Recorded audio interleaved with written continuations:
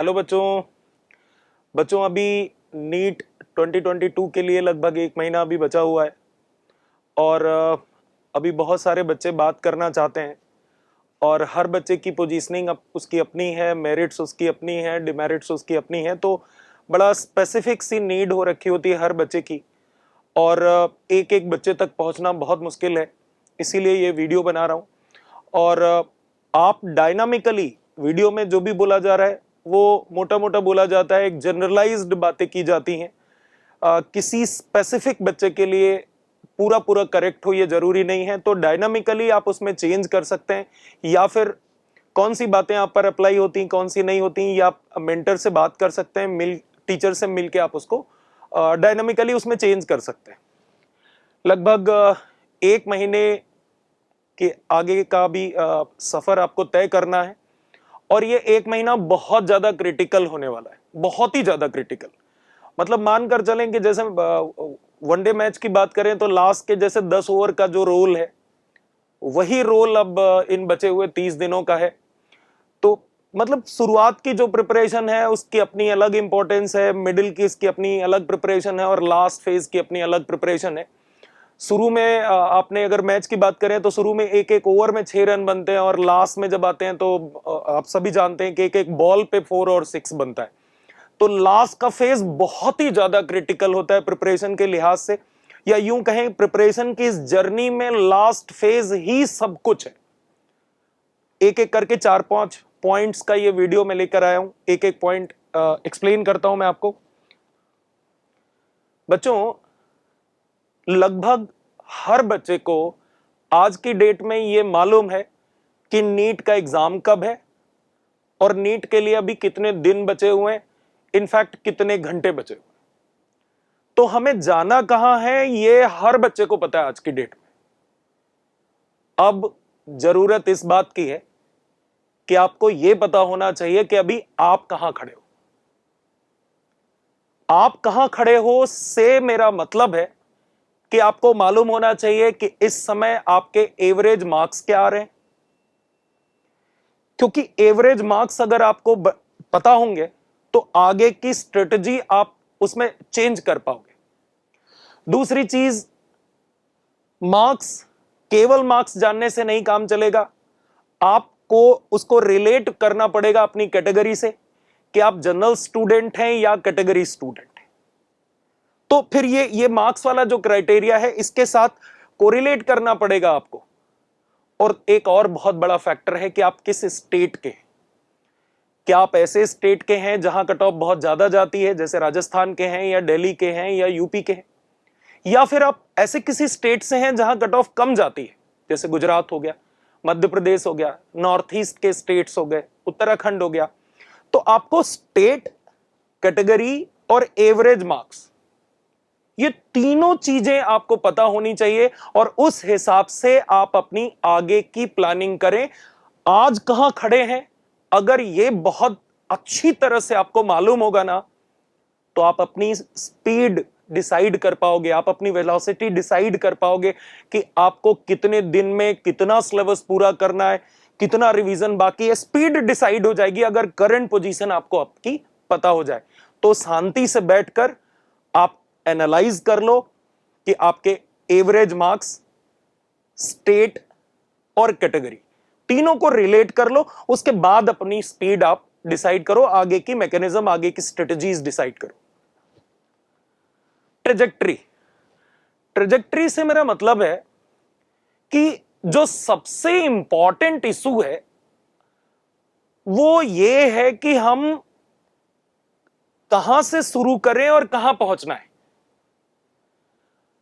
बच्चे क्या सोचते हैं कि प्रिपरेशन की जो जर्नी है ना, वो जैसे अगर लगातार आप टेस्ट दे रहे होंगे तो आप ये उम्मीद करके चलते हो ना कि आपका जो ग्राफ है बस इंक्लाइंड ही रहेगा, सीधा ही रहेगा।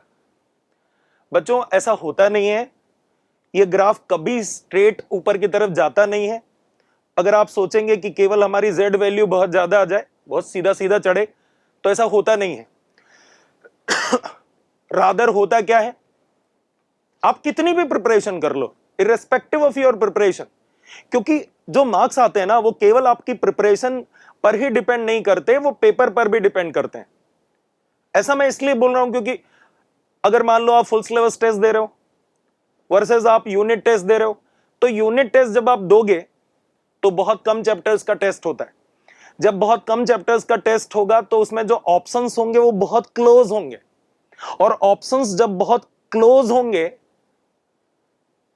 तो फिर नीट के लिए वो क्वेश्चन रेलिवेंट कम होगा, एक बात। और दूसरी बात, जब जब रेलिवेंसी ही नहीं है तो फिर मार्क्स डेफिनेटली उसमें कम आएंगे आपके, क्योंकि ऑप्शन अगर क्लोज क्लोज होगा तो फिर डिफिकल्टी लेवल ज्यादा होगा, और नीट के लिए रेलिवेंसी भी नहीं होगी उस क्वेश्चन की, है ना। तो यूनिट टेस्ट अगर आएंगे तो मानकर चलो, जैसे मैं आपको बताऊं अपने एक्सपीरियंस के आधार पर, यूनिट टेस्ट में अगर 550 नंबर आएंगे तो इसी बच्चे के लास्ट में 100 नंबर के आसपास बढ़ जाएंगे फुल सिलेबस में, क्योंकि यूनिट टेस्ट के क्वेश्चंस के ऑप्शन और फुल सिलेबस टेस्ट के क्वेश्चंस के ऑप्शंस में जमीन आसमान का अंतर होता है ना। तो ये जो टेस्ट पर भी डिपेंड करती हैं चीजें, केवल आपकी मेहनत और आपकी प्लानिंग पर ही डिपेंड नहीं करती, है ना। तो जो मार्क्स हैं वो दोनों चीजों पर डिपेंड करता है, आपकी प्लानिंग पर भी, आपकी मेहनत पर भी, और टेस्ट पर भी। टेस्ट अगर यूनिट टेस्ट है तो यूनिट टेस्ट का पर्पस ये होता है कि बहुत ज्यादा सीरियसली एक एक लाइन आपसे दोबारा पढ़वा ली जाए, ठीक है ना। तो यूनिट टेस्ट में उसके मार्क्स का बहुत ज्यादा रेलेवेंस नहीं होता यूनिट टेस्ट का, बस उसका सीधा सीधा पर्पस, मोटा मोटा पर्पस, बड़ा पर्पस या यूं कह ले, ये है कि एक एक लाइन आपसे दोबारा पढ़वा दी जाए। तो ट्रेजेक्ट्री को मैं और एक्सप्लेन करता हूं, आप कहां से चलते हैं, आप कहां पहुंचना चाहते हैं, यही बिगर पिक्चर है, यही लार्जर पिक्चर है। कहां से स्टार्ट हुआ और कहां पहुंचना है, ये बिगर पिक्चर है। उसमें बीच में बहुत सारे ups downs, ups downs, ups downs ये आएंगे। जिस दिन डाउन आएगा आप परेशान होगे, जिस दिन डाउन हमारे साथ आता है हम भी परेशान होते हैं, या जिस दिन जिस किसी के साथ भी डाउन होता है ना वो ही परेशान होता है, वो कितना ही बड़ा एक्सपर्ट क्यों ना हो। लेकिन आपको लार्जर पिक्चर देखनी चाहिए। लार्जर पिक्चर इज ट्रेजेक्ट्री, कहां से शुरू करना है और कहां पहुंचना है। आई थिंक आपको बात समझ आ गई होगी। इस ट्रेजेक्ट्री के बीच में बहुत कुछ आएगा, बहुत बार डाउन आएगा, बहुत बार गिरोगे आप, लेकिन ये मैटर नहीं करता, मैटर ट्रेजेक्ट्री करता है, कहां से शुरू कर रहे हैं, कहां खत्म कर रहे हैं, दैट्स इट। तो बीच में जो आएगा ना, जो डाउन्स आएंगे उनसे आप ज्यादा टेंशन ना ले प्लीज।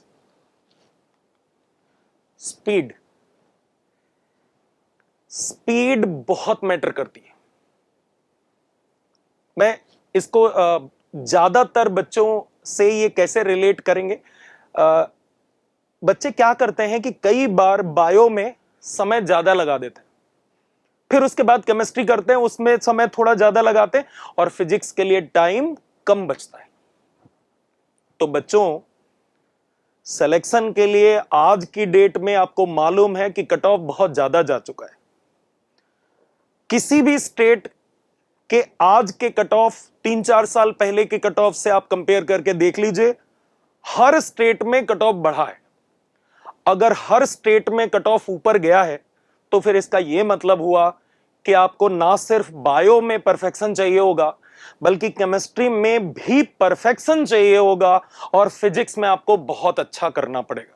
मैं रिपीट कर रहा हूं, बायो में परफेक्शन चाहिए होगा, केमिस्ट्री में लगभग परफेक्शन चाहिए होगा, नियरर टू परफेक्शन, और फिजिक्स में आपको बहुत अच्छा करना पड़ेगा। सीक्वेंस भी जनरली बच्चे यही रखते हैं या यही रखना चाहिए, पहले बायो, फिर केमिस्ट्री और इसके बाद फिजिक्स, राइट। इस सीक्वेंस में चेंज ना करें प्लीज, पहले बायो, उसके बाद केमिस्ट्री, उसके बाद फिजिक्स। बायो में आपको 45 मिनट्स में लगभग सारे क्वेश्चंस अटेम्प्ट करने चाहिए, 45 मिनट्स। सिमिलरली केमिस्ट्री भी आपको लगभग 45 मिनट्स में करनी चाहिए। जब 45 मिनट्स टीचर बोलेंगे तब भी आप 50 मिनट ले लोगे, तो 45 से 50 मिनट बायो कर लो, 45 से 50 मिनट केमिस्ट्री कर लो, और उसके बाद 1 घंटे से ज्यादा समय आपको मिलेगा फिजिक्स के लिए। स्पीड बहुत इंपॉर्टेंट है। बायो में अगर समय ज्यादा लग गया, केमिस्ट्री में अगर समय ज्यादा लग गया, तो फिजिक्स में समय कम बचेगा। और जब लास्ट में फिजिक्स के लिए समय अगर 1 घंटे से कम बचा, तो फिर एंजाइटी के चक्कर में कॉन्फिडेंस खराब होता है और जो आता है ना वो भी भूल जाते हैं। तो लास्ट में और सुनो, फिजिक्स में बहुत सारे क्वेश्चंस बहुत सिंपल आते हैं, तो वो बहुत सिंपल वाले जो क्वेश्चंस हैं वो भी नहीं होते एंजाइटी की वजह से। तो फिजिक्स में सारे के सारे क्वेश्चन आप पढ़ सको, ठंडे दिमाग से हर ऑप्शन के बारे में सोच सको, उसके लिए जरूरी है कि फिजिक्स के लिए 1 घंटे से ज्यादा समय बचा के चलो।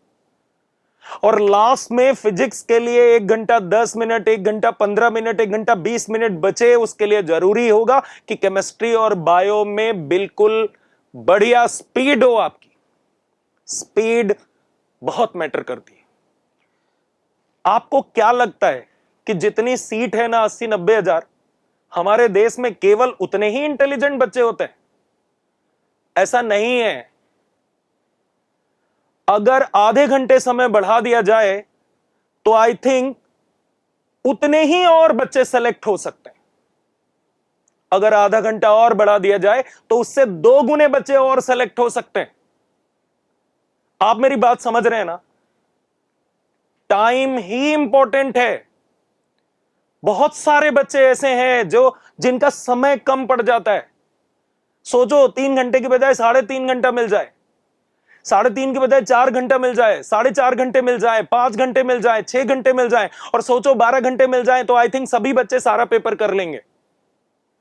सभी बच्चों से मेरा मतलब वो है कि जिन्होंने मेहनत करके तैयारी की है। तो टाइम ही इंपॉर्टेंट है। आपको ना सिर्फ क्वेश्चन सही करने बल्कि उसी टाइम फ्रेम में करने जो एनटीए ने दिया है। इसका मतलब स्पीड पर ध्यान देना होगा और वहां पर ओवरनाइट चेंजेस नहीं हो जाने कि एग्जामिनेशन हॉल में जाके सारी चीजें इंप्रूव हो जाएंगी आपकी। अभी 1 महीना है, स्पीड को इंप्रूव करने के लिए आप सामने घड़ी रखकर प्रैक्टिस कीजिए। यह काम आप बायो में भी करिए, यह काम आप केमिस्ट्री में भी करिए, और यह काम आप फिजिक्स में भी करिए। टाइम के अकॉर्डिंग चलिए। टाइम के अकॉर्डिंग चलना किस बात को बोलते हैं, मैं एक्सप्लेन करता हूं थोड़ा।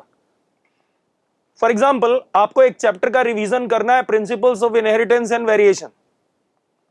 आपने रिवीजन शुरू किया, हो सकता है उसमें 8 घंटे लगे, हो सकता है उसमें 10 घंटे लगे, हो सकता है उसमें 12 घंटे लगे, राइट? लेकिन यह अप्रोच अच्छा नहीं है। अच्छा अप्रोच यह है कि आपके शेड्यूल में यह डिसाइडेड होना चाहिए कि हमें principles of inheritance and variation को कितने घंटों में कंप्लीट करना है। और ये घंटे कैसे डिसाइड होंगे? चैप्टर के वेटेज के अकॉर्डिंग, कितना समय बचा हुआ है उसके अकॉर्डिंग, आपकी उस चैप्टर में प्रिपरेशन का लेवल क्या है उसके अकॉर्डिंग। टाइम पहले डिसाइड करो। जब टाइम पहले डिसाइड होगा, हो सकता है ये टाइम 8 घंटे का हो, 4 घंटे का हो, 3 घंटे का हो, 12 घंटे का हो। टाइम पहले डिसाइड करो, उसके अकॉर्डिंगली उस चैप्टर को कंप्लीट करो with in the time frame. Speed बहुत इंपॉर्टेंट है। स्पीड एग्जामिनेशन हॉल में जबरदस्त निकल के आए, उसके लिए अभी पर्याप्त है। 30 दिन is more than enough. Last में आप बहुत अच्छी स्पीड निकालें। वो कहते हैं ना कि we are what we repeatedly do. हम वही होते हैं ना जो हम बार बार करते हैं। तो अगर आप रिपीटेटिवली लगातार अपनी स्पीड पर काम करोगे, 1 महीना, 30 दिन, हर दिन 12 घंटे, सोचो, तो अगर हर दिन अगर आप स्पीड पर काम कर लोगे अभी, तो वही वहां भी वही परफॉर्म करके आ जाओगे। उसमें कोई बहुत बड़ी रॉकेट साइंस नहीं है। 1 महीने में आप अपनी स्पीड इंप्रूव कर सकते हो। और कैसे इंप्रूव होगी मैंने बताया। घड़ी सामने रख लो और रख लो कि ये रही घड़ी, 45 मिनट में मुझे 90 क्वेश्चन करने, 45 मिनट में मुझे 100 क्वेश्चन करने बायो के। या 45 मिनट्स में मुझे 100 क्वेश्चन करने केमिस्ट्री के, है ना, या 1 घंटे में मुझे 45-50 क्वेश्चन करने फिजिक्स के। तो आप अभी से शुरू हो जाओ, 1 महीना खूब आराम से आप कर लोगे 1 महीने में।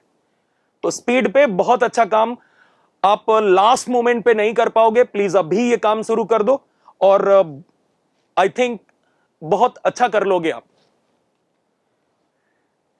एक्यूरेसी, जैसे आप कार चलाते हो या स्कूटी चलाते हो तो सभी बचपने में खूब स्पीड निकालने की कोशिश करते हैं, लेकिन स्पीड उतनी ही अच्छी होती है जितने में कोई एक्सीडेंट ना हो। अब स्पीड तो कार में 220 की दे रखी है, लेकिन हम 220 नहीं चलाते ना रोड पे, 150 भी नहीं चला पाते, कई बार तो 120 भी नहीं चलाते। सिटी में तो 60-70 से ऊपर चलने का नहीं मिलता। क्यों नहीं मिलता आप बताओ? आपकी गाड़ी में सारी चीजें हैं, आप एक्सेलेरेटर पर पैर रखना है आपको जोर से, गाड़ी फर्राटे में भागेगी। आपकी विल पावर भी है, आप मैनेज भी कर लेते हो, आप चला भी लेते हो, गाड़ी में भी पावर है, चल लेगी वो। लेकिन मैक्सिमम स्पीड के लिए हम भी प्रिपेयर हैं, कार भी प्रिपेयर है, फिर भी हम रोड पर मैक्सिमम स्पीड क्यों नहीं ले सकते? एक्सीडेंट हो जाएगा। इसका मतलब केवल स्पीड से काम नहीं चलेगा, एक्यूरेसी होनी चाहिए। हम उतनी ही मैक्सिमम स्पीड रोड पे ले सकते हैं जिस पर एक्सीडेंट ना हो। इट मींस हमें स्पीड से भी ज्यादा जिस चीज का ध्यान रखना है वो है एक्यूरेसी। एक्सीडेंट नहीं होना चाहिए। अब पूरी सेफ्टी को फर्स्ट प्रायोरिटी देते हुए आप जितनी स्पीड ले सकते हैं आपको अलाउड होता है। तो क्वेश्चंस बहुत तेजी से करें और सारे गलत कर दें तो ऐसी तेजी का क्या अचार डालना है? क्या फायदा ऐसी तेजी का? तो हमें मैक्सिमम स्पीड वही लेनी होती है जिसमें एक्यूरेसी 100% हो।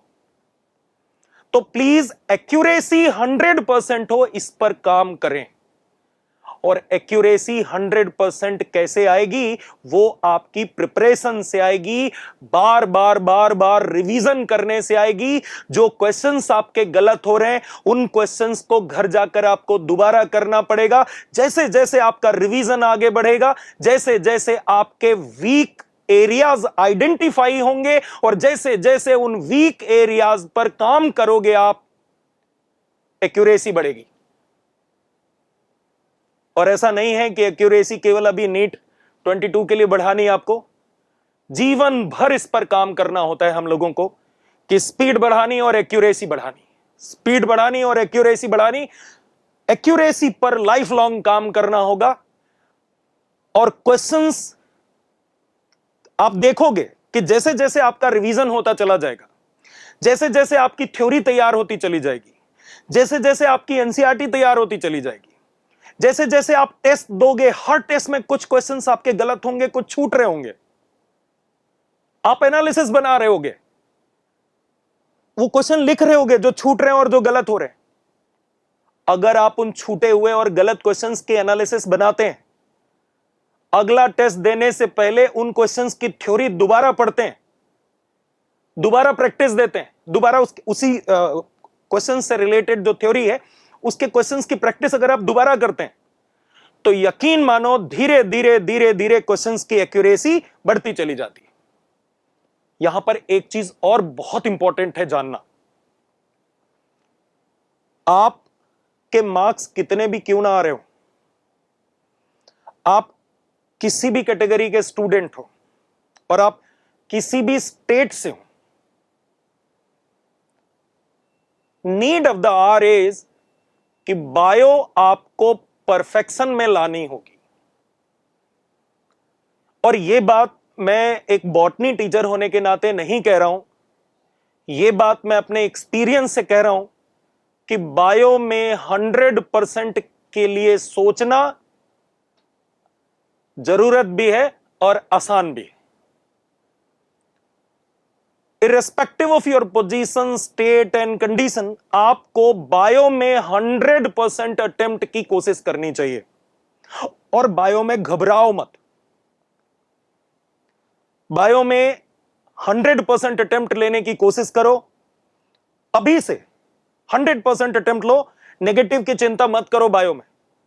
अगर आप प्रोसेस को अच्छी तरह फॉलो कर रहे हो, प्रोसेस फॉलो करने से मेरा मतलब अगर आप रिवीजन का पूरा अलग प्लान है, डेली आप प्रैक्टिस करते हैं, डेली आप रिवाइज करते हैं और डेली आप अपनी एनालिसिस बनाते हैं टेस्ट देने के बाद, और एनालिसिस के बाद डेली आपका इंप्रूवमेंट स्लॉट है, मींस आप अपने वीक एरियाज को डेली बेसिस पर पहचान रहे हैं और उस पर काम कर रहे हैं।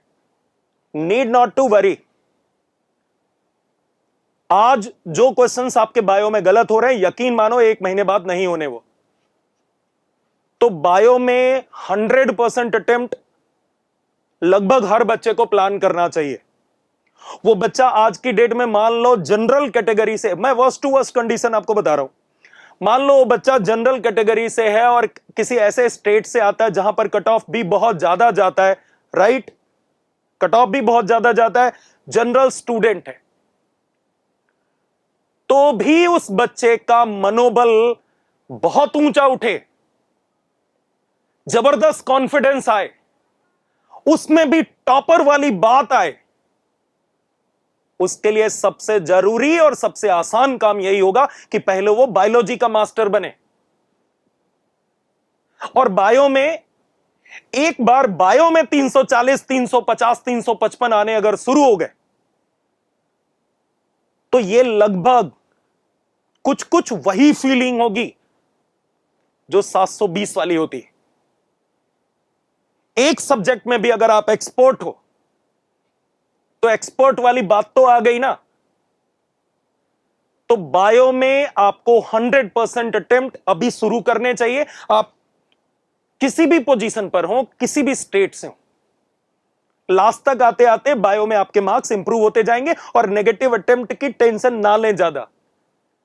जो नेगेटिव अटेम्प्ट हो रहा है उसको जाकर देखें और इसकी थ्योरी दोबारा पढ़ें, क्योंकि नीट के लिए प्रिपेयर करने वाले स्टूडेंट की सबसे आसान जो राह है ना, सबसे जो इजी वे है, जो सबसे इजी टारगेट है, वो यही है कि आप बायो में 360 ले सकते हैं।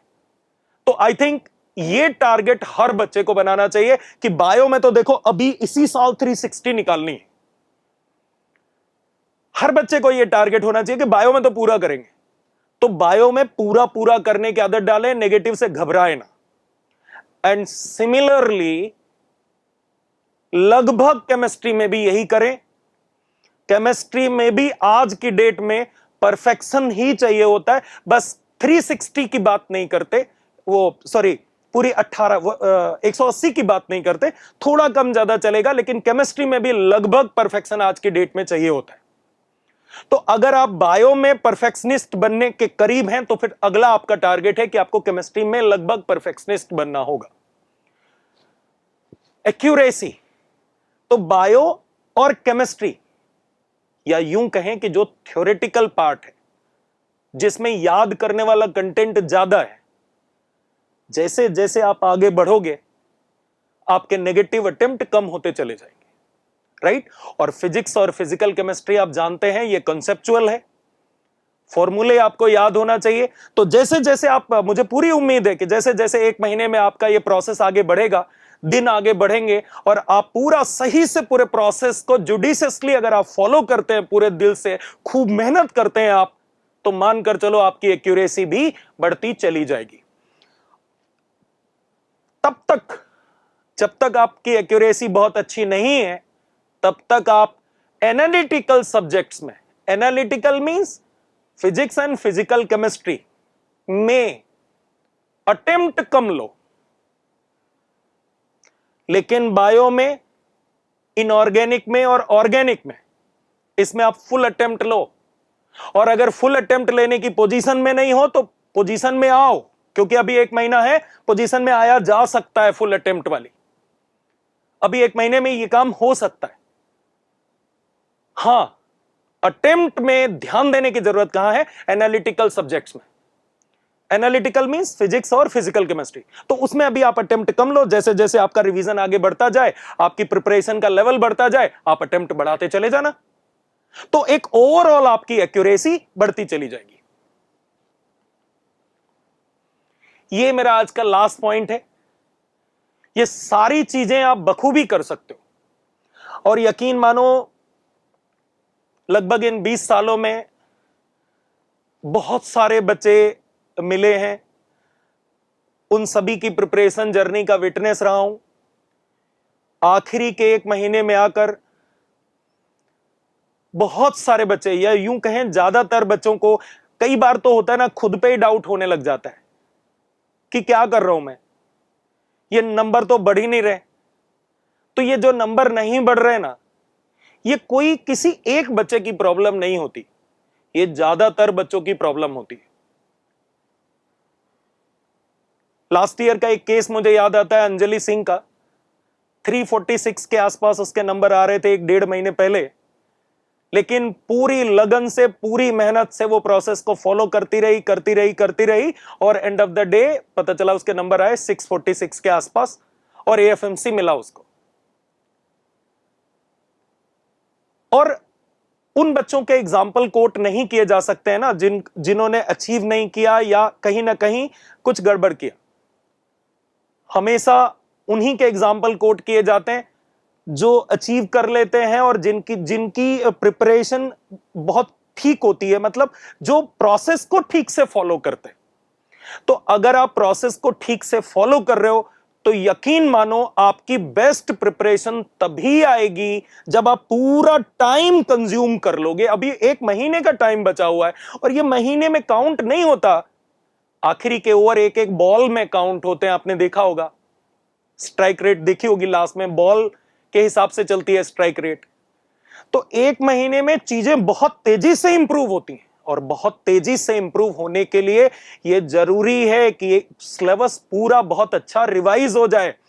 थॉरोली पूरा सिलेबस एक बार रिवाइज हो जाए ना, उसके बाद जब 10 फुल सिलेबस टेस्ट हो जाते हैं ना, उसके बाद इंप्रूवमेंट शुरू होता है। पूरा सिलेबस थॉरोली रिवाइज हो, उसके बाद 10, कम से कम 10 टेस्ट फुल सिलेबस के हो जाए, उसके बाद विजिबल इंप्रूवमेंट दिखना शुरू होता है। वो बहुत तेजी से फिर इंप्रूवमेंट होता है, लेकिन बहुत जबरदस्त माइंडसेट चाहिए होगा। ये सारी चीजें, प्रिपरेशन की जर्नी चलती रहेगी। बहुत सारे बच्चे हैं, लेकिन यकीन मानो बहुत सारे अच्छे बच्चों का भी सिलेक्शन नहीं होता हर साल। मैं डरा नहीं रहा हूं, मैं समझा रहा हूं। बहुत सारे अच्छे बच्चों का सिलेक्शन नहीं होता है हर साल, क्योंकि वो यहां से हार जाते हैं। वो बहुत मेहनती होते हैं, क्योंकि हम लोग उनकी पूरी जर्नी के विटनेस होते हैं। पूरा साल वो बहुत ईमानदारी से काम करते हैं। उनको देखकर हमें पता, लालच आता है कि भगवान करे ऐसा बच्चा मेरा बने। इतने अच्छे अच्छे बच्चे होते हैं, लेकिन उनका लास्ट में कई बहुत सारे ऐसे बच्चे होते हैं जिनका सिलेक्शन नहीं होता, क्योंकि वो मेंटली साउंड नहीं होते, अपनी मनस्थिति पर वो काम नहीं करते, अपने कॉन्फिडेंस पर वो काम नहीं करते और अपने नर्व्स पर कंट्रोल नहीं करते। वो as a mentor, as a teacher, मेरा सबसे बड़ा पॉइंट यही है, आप सबसे ज्यादा जिस चीज पर काम करें वो है मेंटल स्टेटस। आप मानसिक रूप से बहुत ताकतवर होने चाहिए। बात नीट प्रिपरेशन की नहीं है, एजुकेशन का, जानते हैं, टीचर के सबसे बड़े दायित्वों में से एक आता है कि बच्चे का कॉन्फिडेंस बढ़ा के भेजना होता है हमें। एक बार आप में चीजों को अचीव करने का कॉन्फिडेंस आ जाए, तुम्हें नहीं जाना पड़ेगा, things will come towards you. You need not to follow the respect and revenues. Respect and revenue will follow you. Confidence की बात है, मानने की बात है। और जब तुम खुद ही खुद पर डाउट करोगे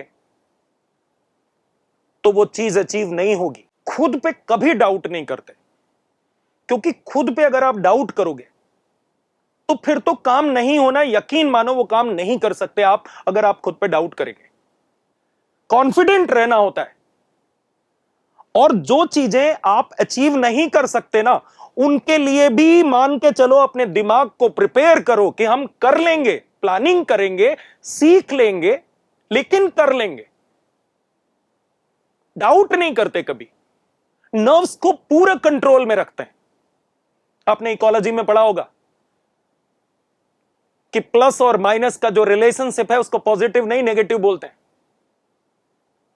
प्लस और माइनस रिलेशनशिप, स्पीसीज इंटरेक्शन की बात कर रहा हूं, उसको पॉजिटिव नहीं, उसको नेगेटिव में लेते हैं। पॉजिटिव किसे लेते हैं? प्लस प्लस को पॉजिटिव लेते हैं, प्लस जीरो को पॉजिटिव लेते हैं। लेकिन प्लस माइनस अगर दोनों है तो उसको प्लस में नहीं माइनस में लेते हैं।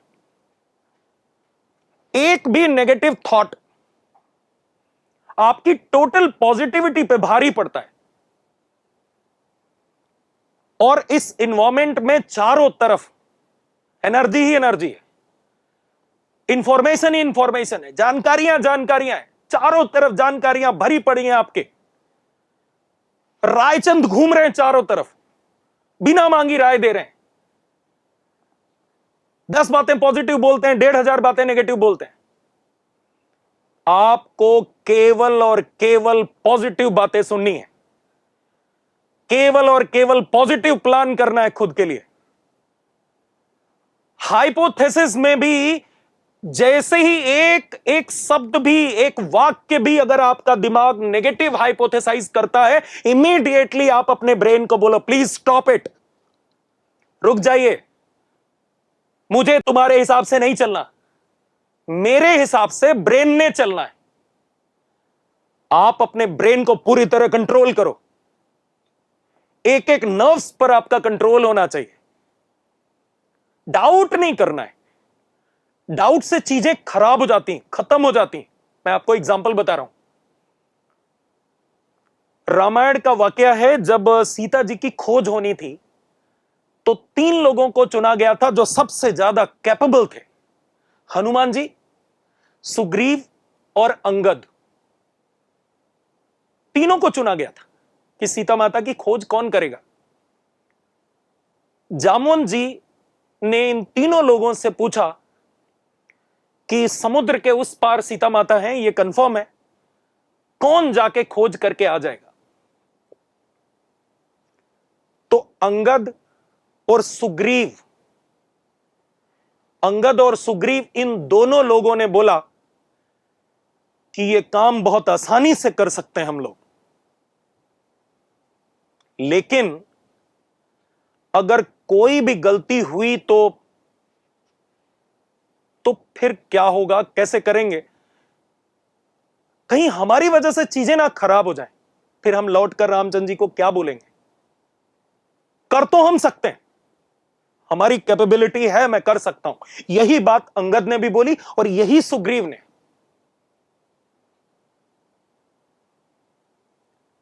जामवंत जी ने उनकी पूरी बात ध्यान से सुनी और उसके बाद बोला कि आप दोनों बहुत अच्छे सेनापति हैं, आप सीता माता को मत ढूंढिए, आप सेना संभालो। क्योंकि जामवंत जी ने महसूस कर लिया कि इन दोनों को खुद पर ही डाउट है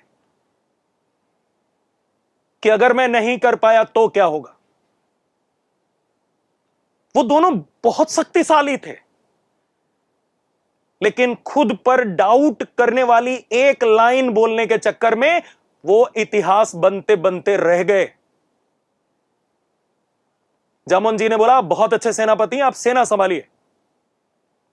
वही क्वेश्चन जामवंत जी ने रिपीट किया, हनुमान जी से पूछा कि सीता माता को ढूंढना है।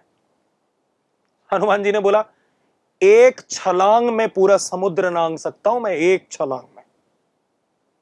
और यकीन मानो, जब ये लाइन हनुमान जी बोल रहे थे कि एक छलांग में नांग जाऊंगा पूरा समुद्र, उस समय हनुमान जी को अपनी कोई शक्ति याद नहीं थी। अपनी कोई शक्ति हनुमान जी को याद नहीं थी, क्योंकि एक पहले की कहानी है, हनुमान जी बचपने में शरारत करने के चक्कर में उनको यह श्राप दे दिया गया था कि अपनी सारी शक्तियां आप भूल जाओ, जब जरूरत पड़ेगी आपको याद दिला दिया जाएगा। जामवंत जी ये चीज जानते थे। लेकिन हनुमान जी ने जब यह बोला ना कि एक छलांग लगेगी, एक छलांग में इधर से उधर पहुंचाऊंगा। कैसी बात करते हो आप? जामोन जी के सर से जो बोझ था, जिम्मेदारी जो थी, वो उतर गई। बड़े खुश हुए। और ये खुशी इस बात की नहीं थी कि हनुमान जी ये काम कर लेंगे, क्योंकि वो तो जामोन जी पहले ही जानते थे कि ये काम तो ये तीनों लोग कर सकते हैं। जामुन जी इस बात से खुश हुए कि हनुमान जी को ये याद भी नहीं है कि वो कितने शक्तिशाली हैं, बावजूद इन चीजों के वो देखो कॉन्फिडेंस, देखो कि एक छलांग में इधर से उधर चला जाऊंगा मैं। और डाउट नहीं किया उन्होंने अपनी शक्तियों पर। और इसीलिए फाइनली जामवंत जी ने सीता माता का पता लगाने के लिए हनुमान जी को भेजा और यह काम उनको मिला। और आप उसके बाद जानते, इतिहास बना। हनुमान जी के बराबर की पोजीशन नहीं ले पाए सुग्रीव और अंगद, क्योंकि एक लाइन उन्होंने ऐसी बोली जिसमें उन्होंने खुद पे ही डाउट किया। तो कभी भी किसी भी परिस्थिति में, कितनी भी कमजोर स्थिति में हम हो, 200 नंबर आ रहे हैं, 250 आ रहे हैं, 300 आ रहे हैं, लेकिन अपना कॉन्फिडेंस नहीं तोड़ना होता है। जो 600 आ रहा है, आज की डेट में जो 600 आ रहा है, वो 720 लाने के लिए पूरी तरह कैपेबल है, अगर सारी स्ट्रेटजीज को बहुत अच्छी तरह से निभा ले गया। 500 से ऊपर आने वाला, जो आज की डेट में 500 से ऊपर बच्चे चल रहे हैं, अगर सारी स्ट्रेटजीज को बढ़िया से निभा ले गया, आगे की जर्नी को मेंटर्स के अकॉर्डिंग कर ले गया वो बच्चा, तो 650 प्लस ला सकता है। और जो बच्चे 400 450 के आसपास आ रहे हैं, अगर वो बहुत अच्छी तरह से प्लान्ड चीजों को इंप्लीमेंट कर ले गए और जबरदस्त कॉन्फिडेंस के साथ, तो ये बच्चे भी सिलेक्ट हो सकते हैं, उनको इसी साल मेडिकल कॉलेज मिल सकता है। और जो बच्चे अभी 300 से नीचे हैं, 300 400 से नीचे जा रहे हैं, तो उनको देखना पड़ेगा, अगर वो कैटेगरी से हैं, अगर वो लो स्कोरिंग कट ऑफ वाले स्टेट से हैं, तो फिर उनका भी सिलेक्शन हो सकता है। तो आप चीजों को बहुत अच्छी तरह प्लान कीजिए। मेरी रिक्वेस्ट है कि आप मेंटल स्टेटस को जबरदस्त बनाए रखिए, क्योंकि ये तो जरा जरा सी प्रॉब्लम है, आगे पूरी जिंदगी है। नीट के बाद एमडी है, एमडी का सफर है, एमबीबीएस है, इनफैक्ट एमबीबीएस के बाद एमडी का है। जीवन आगे संघर्षों से भरा है। वो आइडियल कंडीशन जिनकी हम प्लानिंग करते हैं, वो एज इट इज कभी नहीं आती। अप्स एंड डाउन्स हमेशा रहते हैं। आप माने या ना माने, लाइफ के गोल्डन फेज में से गुजर रहे हैं। प्रिपरेशन की इस जर्नी को यादगार बनाइए, टेंशन मत लीजिए। जितनी शानदार, जितनी यादगार जर्नी बनेगी, उतनी इंस्पिरेशनल होगी, उतने ज्यादा बच्चे आपको फॉलो करेंगे। वो सक्सेस इस तरह की ठीक नहीं है कि रो धो के आपको सक्सेस मिले। आप हंसते हंसते पूरे कॉन्फिडेंस के साथ सक्सेस लीजिए, उस बात का मजा ही अलग है। कोई बैट्समैन ग्राउंड में उतरता है, उसको नहीं मालूम होता है कि वो आउट होगा या 20 रन बनाएगा या सेंचुरी बनाएगा, वो हिस्ट्री नहीं बनते। जो मैदान में घुसते हैं 100 रन ठोकने के लिए, पहली बॉल खेलने से पहले जिनको मालूम होता है कि मैं 100 रन बना के लौटूंगा, इतिहास वही बनाते हैं। तो ये जो बचे हुए 100 दिन हैं, उस पर प्लानिंग कीजिए, काम कीजिए, कॉन्फिडेंस बढ़ाइए, मेंटल स्टेटस को सबसे ज्यादा अहमियत दीजिए। क्योंकि अगर आप शांत रहेंगे, अगर आप खुश रहेंगे, अगर आप पॉजिटिव रहेंगे, तो मुझे यकीन है ना सिर्फ आप सेलेक्ट होंगे, बल्कि हर वो बच्चा सेलेक्ट हो जाएगा जो आपके आसपास का होगा। Thank you.